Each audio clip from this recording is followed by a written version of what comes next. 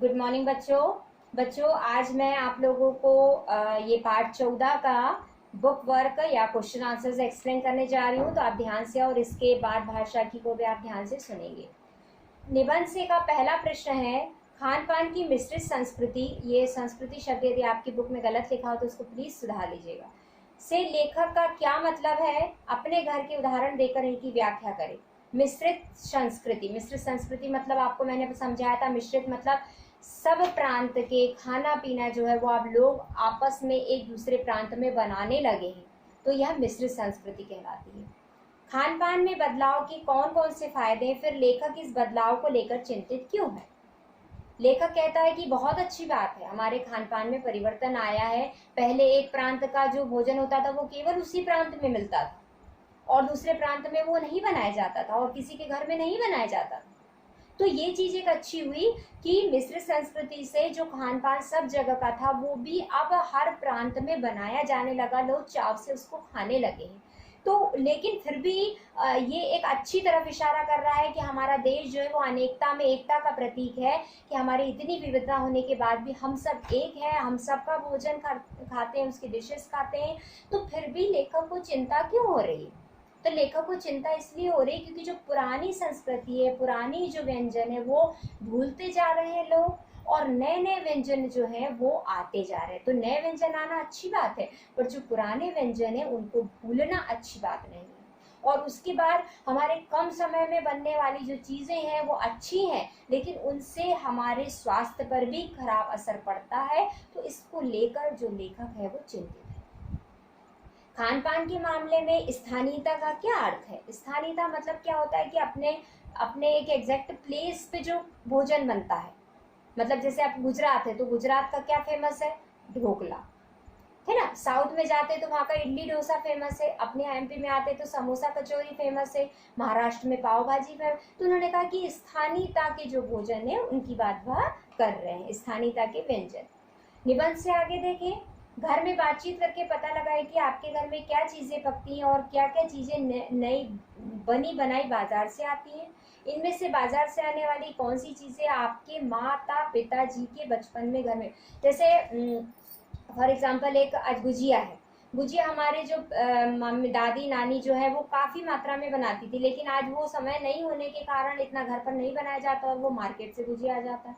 तो एक एग्जाम्पल मैंने दिया आपको, ऐसे कई एग्जाम्पल हो सकते हैं आपके घरों में। सेब है, आज घर में कम बनाई जाती तो मार्केट से चूड़ा बाहर ज़्यादा आता है। तो ये एक उदाहरण ऐसे हैं जो कि पहले हमारे जो लोग थे, हमारी दादी नानी जो वो बनाती थी और अब बाहर से बुलाया जाता है। अब आपके घर में कैसा होता है आप ये सोचिएगा और बताइएगा। यहाँ खाने पकाने और स्वाद से संबंधित कुछ शब्द दिए गए हैं, इन्हें ध्यान से देखिए और उनका वर्गीकरण कीजिए।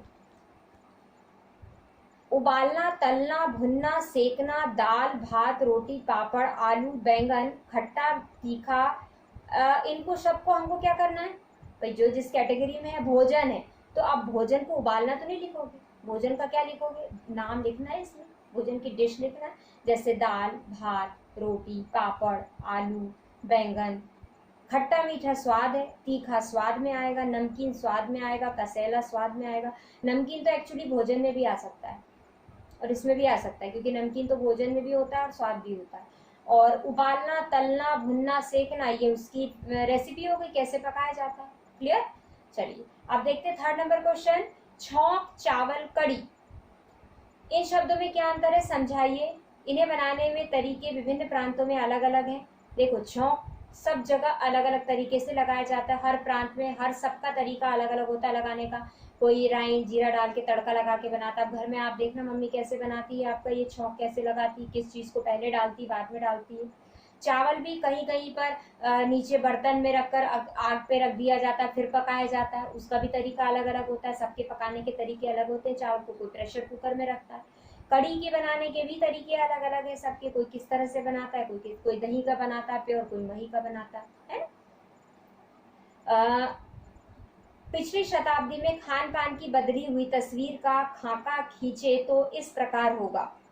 सन 60 का दशक छोले भटूरे, सन 70 का दशक 70 है वो, हाँ, इडली डोसा, सन 80 का दशक तिब्बती यानी चीनी भोजन, चाइनीज भोजन, और सन 90 का दशक पिज्जा और पाव भाजी, आप देख रहे हो इसमें चेंजेस आते जा रहे हैं। उस समय 60s में छोले भटूरे बहुत फेमस हुआ करते थे, फिर इडली डोसा फेमस होने लगे, फिर चाइनीज आ गया, और उसके बाद 90s में पिज्जा और पाव भाजी आ गए। अब तो सभी कुछ आ गया है, सब आप सब मिस हो गया। इसी प्रकार आप कुछ कपड़ों या पोशाकों की बदलती तस्वीर का खाका खींचिए। ये आपको एक्चुअली इसमें तो नहीं करना है, लेकिन आप सोचिए, विचार कीजिएगा इस पे कि हम कपड़ों के मामले में क्या इसमें कैसे इसमें ऐड कर सकते हैं, कपड़ों के हिसाब से को कैसा बना सकते हैं। नंबर 5th क्वेश्चन, मान लीजिए कि आपके घर में कोई मेहमान आ रहे हैं जो आपके प्रांत का पारंपरिक भोजन करना चाहते हैं। उन्हें खिलाने के लिए घर के लोगों की मदद से एक व्यंजन की सूची मतलब मेन्यू तैयार करो। मान लो वो साउथ से आ रहे हैं और एमपी का उन्हें भोजन करना है, तो आप क्या क्या एमपी की विशेष डिशेज बनाओगे, वो मेन्यू तैयार कीजिए। अनुमान और कल्पना के क्वेश्चन, फास्ट फूड यानी तुरंत भोजन के नफे नुकसान पर कक्षा में वाद विवाद करो। फास्ट फूड उचित है या अनुचित, इस पर आपको विचार करना है। और एक छोटा सा पैरा आपको लिखना है, लाभ हानि। हर शहर कस्बे में कुछ ऐसी जगहें होती हैं जो अपने किसी खास व्यंजन के लिए जानी जाती हैं। आप अपने शहर कस्बे का नक्शा बनाकर उसमें ऐसी सभी जगहों को दर्शाइए। कुछ जगह है जहाँ पर इंटीरियर में आप देखोगे कि हाँ यहाँ पर ये चीज़ अच्छी मिलती है, तो ऐसे आप दर्शा सकते हैं। खान पान के मामले में शुद्धता का मसला काफ़ी पुराना है। आपने अपने अनुभव से इस तरह की मिलावट को देखा होगा।